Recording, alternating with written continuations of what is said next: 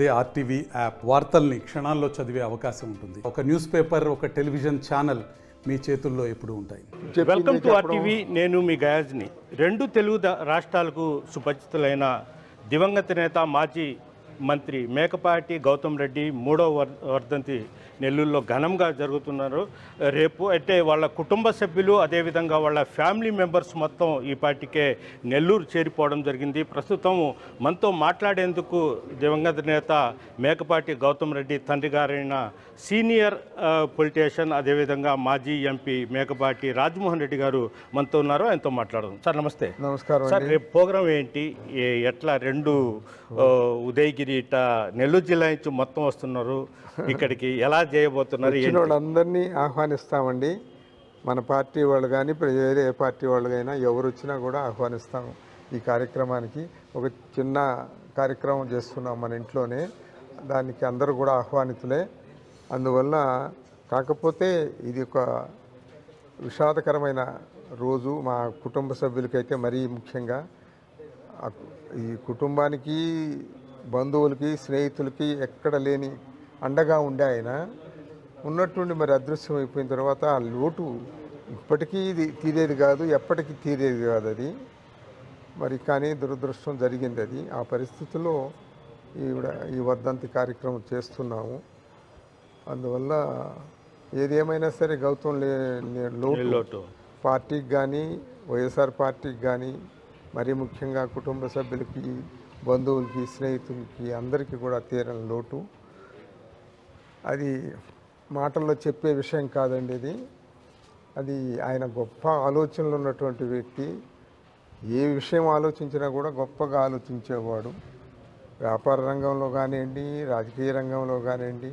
నేను ఇప్పుడే చెప్పాను కదా, ఆయన గౌతమ్ బాబు జీవించి ఉంటే మన జిల్లాకి ఈ పరిస్థితి వచ్చి ఉండేది కాదు. మా బ్రదర్ కానీ, రామనారాయణ రెడ్డి కానీ, వేమిరెడ్డి ప్రభాకర్ రెడ్డి కానీ పార్టీని వదిలిపెట్టిపోయేవాళ్ళు కాదని నా యొక్క సిన్సియర్ అభిప్రాయం.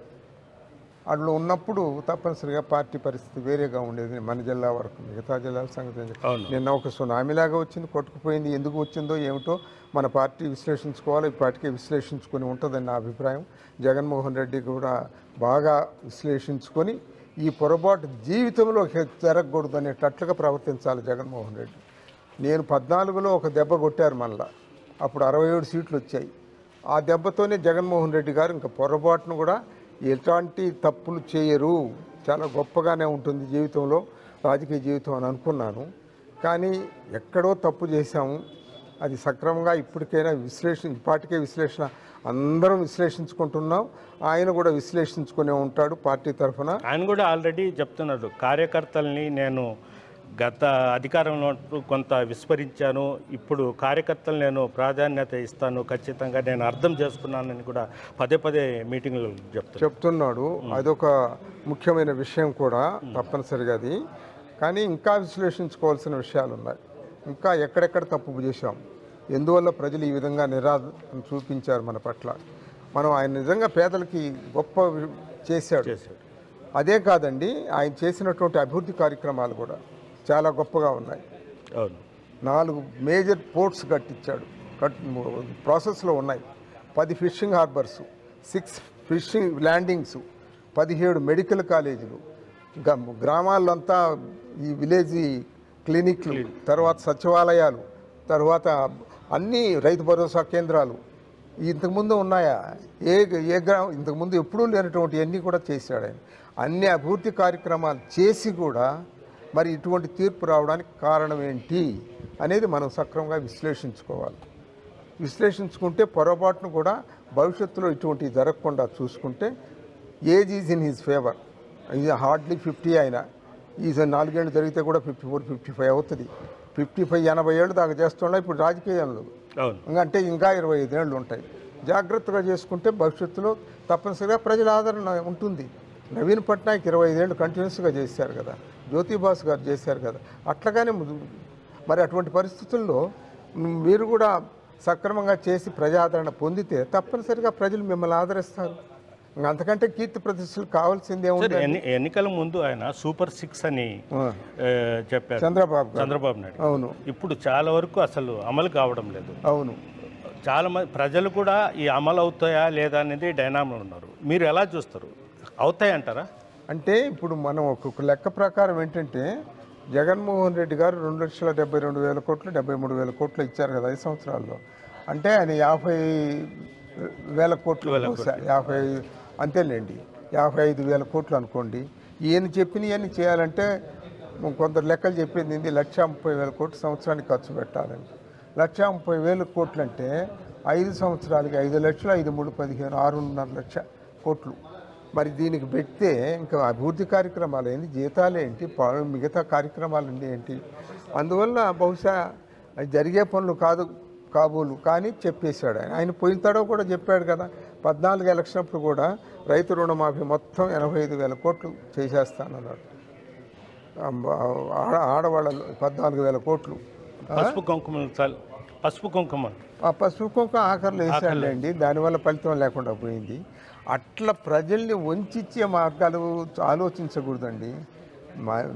మంచి నాయకుడు ప్రజానాయకుడు ఎట్లా ఉండాలంటే ఫ్రాంక్గా చెప్పాలి, చెప్పింది చెయ్యాలి, అంటే చేయగలిగేదే చెప్పాలి. సార్ ఇప్పుడు వాళ్ళు చెప్పడం ఏంటంటే జగన్మోహన్ రెడ్డి ఖజానా ఖాళీ చేశాడు, దానివల్ల నేనేం చేయలేని పరిస్థితి. ఆయన ఖజానాలు ఇంత పెట్టిపోయాడు. అప్పుడు చంద్రబాబు గారు పదవి అప్పుడు విరమణ చేశాడే 19లో ఇంత పెట్టిపోయాడా? ఆడు 100 కోట్లు కూడా లేదే. మరి జగన్మోహన్ రెడ్డి ఇంకా 7-8 కోట్లు పెట్టిపోయినాడు అని అన్నారు. ఆ పరిస్థితుల్లో అటువంటి మాటలు కాదండి, కల్లిబుల్లి మాటలు చెప్పడం కాదండి. ప్రజానాయకుడు గొప్ప నాయకుడు కావాలంటే అది ఫ్రాంక్గా ఉండాలండి. చెప్పినవి చెయ్యాలి, చెయ్యగలిగేటే చెప్పాలి. అది డాక్టర్ చెన్నారెడ్డి గారు చెప్పేవారు, రాజశేఖర రెడ్డి గారు చెప్పారు, అందరు పెద్ద నాయకులు అందరూ చెప్పారు. జగన్మోహన్ రెడ్డి ఏమి లేదండి, ఎవరినో పాటించబడలేదు. వాళ్ళ తండ్రి గారిని రాజశేఖర రెడ్డి అడుగుజాడల్లో నడిస్తే చాలు. రాజశేఖర రెడ్డి గారు అడుగుజాడల్లో నడిస్తే వ్యవహారం అంతా చక్కబడిపోతుంది. సార్ మీరు సుమారు 3 దశాబ్దాల నుంచి రాజకీయాల్లో అంటే 40 సంవత్సరాల నుంచి ఉండొచ్చు, 40 సంవత్సరాలు ఎమ్మెల్యేగా ఎంపీగా చేశారు. ఎంతోమంది కోట్ల విజయ భాస్కర్ రెడ్డి, నాదేళ్ల భాస్కర్ రెడ్డి, ఎన్టీ రామారావు, చాలామంది నేదురుమల్లి జనార్దన్ రెడ్డి అలాంటి సీఎంలు మొత్తం చూశారు. ఈ అంటే 2 పార్టీలు ఉండొచ్చు ఎలక్షన్లు, రెడ్ బుక్లు ఎల్లో బుక్లు అవి చూసి ఉన్నారా? ఎప్పుడు చూడలేదు కదా మనం ఎప్పుడు చూడలే. ఫర్ ఎగ్జాంపుల్ ఎన్టీ రామారావు కూడా గొప్ప నాయకుడు అండి. ఆయన కూడా ఎన్టీఆర్ గారు కూడా ఆయన అసలు ఈ 2 రూపాయల కిలో బియ్యం కానివ్వండి, పేదవాళ్ళకి అన్ని సహాయాలు చేయాలనే పద్ధతిలో పూనుకున్నాడు ఆయన. తర్వాత తెలుగు గంగ ప్రాజెక్టు మొదలుపెట్టాడు, ఇంకా కొన్ని ఇరిగేషన్ ప్రాజెక్ట్స్ ఇవన్నీ. ఎన్టీ రామారావు గారు కూడా నిజాయితీగా ప్రవర్తించాడు, గొప్ప నాయకుడు ఆయన. ఆయన ఏం డబ్బుల కొరకు పాకులాడిన పద్ధతి లేదు. ఇప్పుడు మిగతా నాయకులు అట్లా కాదే. ఇప్పుడు ఎమ్మెల్యేలు మొదలు పెట్టుకొని అందరూ బలోమని తయారైపోయి ఉండరే. ఎక్కడ వింటున్నా కూడా అబ్బా ఆయన 200 కోట్లు అంటే 200 కోట్లు. ఎమ్మెల్యేలు ఇంకా మంత్రుల సంగతి ఎట్టుందో మరి, అట్లా తయారైపోయింది. అప్పుడు ఎన్టీ రామారావు గారి టైంలో ఆయన ఒక పైసా తినేవాడు కాదు, ఒక పైసా తిన్నిచ్చేవాడు కాదు. ఇప్పుడు ఎక్స్-సీఎం జగన్మోహన్ రెడ్డి సెక్యూరిటీ కూడా కొరత ఏర్పడింది. అదే ఇప్పుడు చెప్పాను నేను ఇప్పుడే. నిన్న ఆయన మిర్చి యార్డ్ చూడడానికి ఆయనకు Z+ కేటగిరీ ఉండే వ్యక్తికి, ఒక మాజీ ముఖ్యమంత్రి గారికి, ఇప్పుడు ప్రతిపక్ష నాయకుడికి ఆ సెక్యూరిటీ లేకుండా చేస్తాడు. ఏదన్నా పొరపాటు జరిగితే ఎవరు దానికి బాధ్యులు? నింద మోయాలి కదా వీళ్ళు. ప్రజలు ఊరుకుంటారా ఇట్లాంటి పొరపాటు జరిగితే? టీడీపీ నాయకులు చెప్పడం ఏంటంటే ఈయన అసెంబ్లీకే పోవడం లేదు, ప్రజల సమస్యలు ఎందుకు తెలుసుకుని ఏం చేస్తాడు అనేది వాళ్ళు విమర్శలు. అసెంబ్లీకి కూడా పోతాడులేండి, ఆమెనే ఉంటాడా? పోకుండా పోతాడులే. జగన్మోహన్ రెడ్డి ఏమైంది? ఆయన పోతే ఎవరు వద్దంటున్నారు అసలు. ఆమెను ఏం చేస్తారా? ఆయన్ని ఎగతాళి చేస్తారా? ఎగతాళి చేస్తే చూస్తారు, ప్రజలందరూ చూస్తారు కదా. అది కూడా ఆయన చంద్రబాబు ఆ రోజు ఏదో పొరపాటు వాళ్ళు మాట్లాడినారని వైఎస్ఆర్ పార్టీ వాళ్ళు ఆయన ఏడ్చినాడు కదా. ఆయన ఏడ్చి ఇంక నేను రాను అసెంబ్లీకి, మళ్ళీ ఏదో అదృష్టం పొంది ఆయన పవన్ కళ్యాణ్ బీజేపీ అందరూ కలిసి గెలుచుకున్నారు కదా. అట్లాగానే జగన్మోహన్ రెడ్డి గారిని నువ్వు ఎట్లో పరాభవం చేయాలని చూస్తే ఆంధ్రప్రదేశ్లో ప్రజలు కూడా ఆమెను పర్మనెంట్గా ఉండరు, ఒకరి వైపే అటు ఇటు మారుతుంటారు. లేకపోతే ప్రభుత్వాలు ఎట్లా మారుతాయి? ప్రభుత్వాలు మారుతున్నాయంటే ప్రజల్లో మార్పు వచ్చినందువల్లనే కదా. పోయినసారి మనకు 151 ఇచ్చారు, ఈసారి 11 ఇచ్చినారే, మరే దిక్కు లేకుండా చేశారే. అందువల్ల ఈయనకు ఆమెనే ఉంటాయా? 164 వచ్చిన కూటమికి, రేపు అయ్యా అట్లాగే ఉంటాయా? అందువల్ల ఎవరు పర్మనెంట్ కాదు రాజకీయాల్లో. చెన్నారెడ్డి గారు చెప్పేవారు, ప్రజల అభిప్రాయము, ప్రజల ఆలోచన అంతా కూడా పాల పొంగు లాంటిది. ఈ పాల పొంగు మనం కొంచెం ఏమారితే కాటుపోద్ది, అటుకు తీసి బయట వేయాల్సి వస్తుందని. అందువల్ల ప్రజాభిప్రాయం అనేది నిలకడగా ఉండదు. అందువల్ల చాలా జాగ్రత్తగా ఉంటేనే ప్రజలు మనల్ని ఆదరిస్తారు. అందువల్ల ప్రతి ఒక్క నాయకుడు జాగ్రత్తగా ఉండాల్సిందే. Okay, thank you sir. Thank you very much. ఇది పరిస్థితి. ఖచ్చితంగా మళ్ళీ జగన్మోహన్ రెడ్డి అధికారంలో వస్తారు. అయితే చెప్పేది తెలుగుదేశం పార్టీ ఇచ్చిన హామీలు కూడా వాళ్ళు నెరవేరలేని పరిస్థితిలో ఉన్నారు అని కూడా రాజమండ్రి చెప్తున్నారు. వీడియో ప్రదీప్తో గయాజ్ RTV నెల్లూరు. మరిన్ని వీడియోస్ కోసం ఛానల్ ని సబ్స్క్రైబ్ చేయండి. లేటెస్ట్ అప్డేట్స్ కోసం వాట్సాప్ ఛానల్ ని ఫాలో చేయండి. అండ్ లింక్ డిస్క్రిప్షన్ లో ఉంది.